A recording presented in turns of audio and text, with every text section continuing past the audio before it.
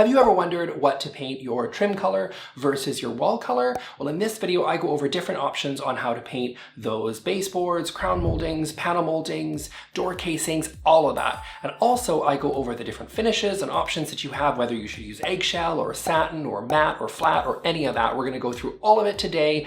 Let's get started. I'm also super excited to say that I'm not doing this video alone. I've got James from the Paint People who is going to be weighing in on some specifics on trim color, which I think is super exciting because I even refer to James's channel in order to look up some of the really detailed work on paints because he's the Paint People. So he knows everything about paint and he's a really great resource. So I'm also featured in a video over on his channel. So if you want more me content, you can hop on over there and you can take a look at that video as well.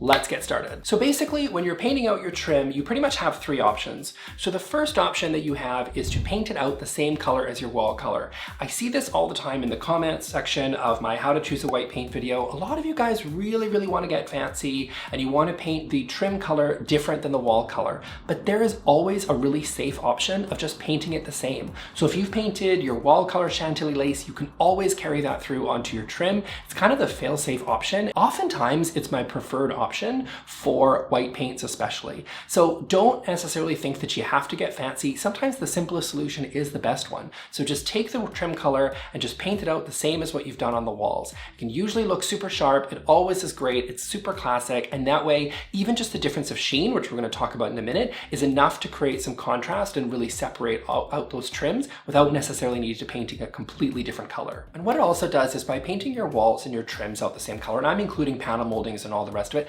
is that it creates just a really beautiful texture onto the wall without necessarily needing to like scream contrast and drama and whatever. It just sort of really kind of creates something really simple and really clean, but it's sort of understated. It just sort of sits in the background and it kind of allows your furniture and other sort of decor pieces to really stand out. You can probably see that I've done this in this room. On the back wall, which is a frequent question when I paint that back wall, by the way, my hall and dining room, that's Hail Navy by Benjamin Moore, and you can see the panel molding that I've put there is painted out the same color. So it just kind of creates a beautiful texture. It just sort of, but it still doesn't stand out. If I had painted the panel molding white and had created the rest of the wall color Hail Navy, it would have had a very different statement, would have been very bold, very dramatic, and probably, well, it wouldn't have been my taste to be honest, but it really would have made the wall the focal point instead of the furniture, which I have made more the focal point in that area. Okay, option 2 for how to paint your trim. So if option 1 was just paint it out the same color, option 2 is to paint it out white. Usually with an off-white that's going to either match the undertones of the paint that you have on the wall, or it's going to be a really crisp, clean white. Something like super white is usually a really awesome option. That's Benjamin Moore.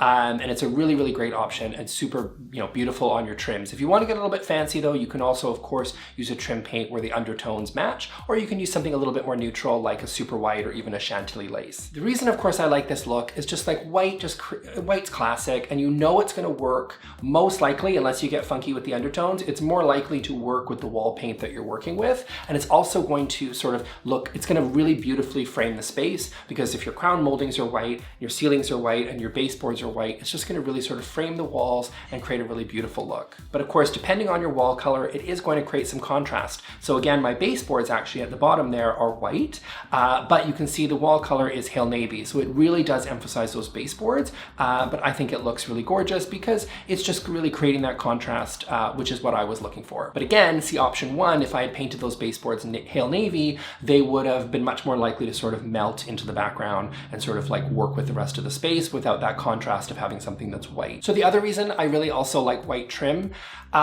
is something that you might not think of, and that is that oftentimes things like light switches and baseboard heaters and electrical outlets and fire sprinklers and thermostats and like all that type of stuff is normally have like white plates. They normally are white. So it sort of works with the rest of those elements in the space when you have white baseboards or white trim. So that's all kind of that white is generally working together. Well, if you're working with like a really bold, crazy color, just know that you're already probably going to be introducing white or an off-white and all those other things that exist in your space that oftentimes like we don't necessarily really think think of. So if it's white, it's just you're not introducing another color that's more likely to work with the rest of those different elements. So just always remember that the more contrast that you're putting between the trim and the wall color, the more your eye is naturally going to be drawn to it. So if you've gone for something like classic gray or even gray owl, it's a little bit on the kind of mid-tone side. It's a little bit actually arguably maybe even an off-white. So it's going to be a little bit less contrast than if you were to say go for something like paint your walls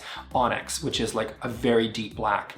And so something like that next to white is going to create a lot of contrast, and it's going to sort of really draw your eye to it. Okay, and then option number 3 is going to be painting out your trim color, similar colors to the rest of your color palette. So this is going to be if you're working with a complementary color palette, it's maybe going a little bit crazy and painting out your baseboards or your crown moldings or your casings or your panel moldings to work with the rest of your color palette. Now this is pretty advanced, so I've brought in James from the Paint People to sort of walk us through this. So please take it away, James. Thanks, Nick.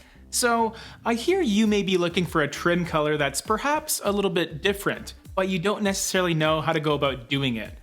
Well, it's actually not as difficult as you might think.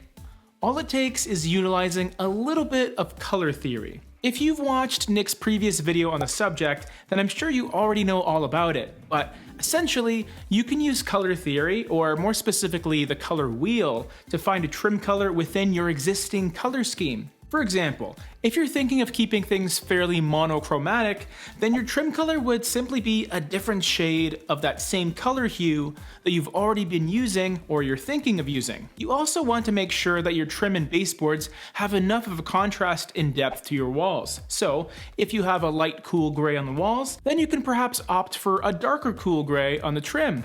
The same goes for an analogous color scheme, where instead of a lighter or darker version of your wall color on the baseboards, you can instead pivot to a color that's next door on the color wheel.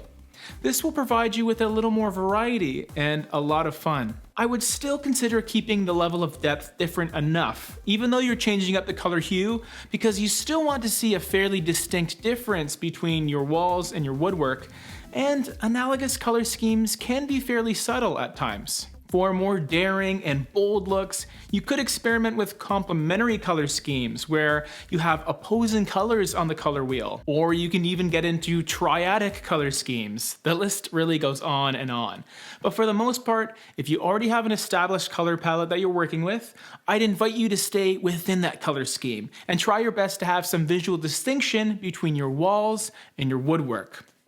Hope that helps.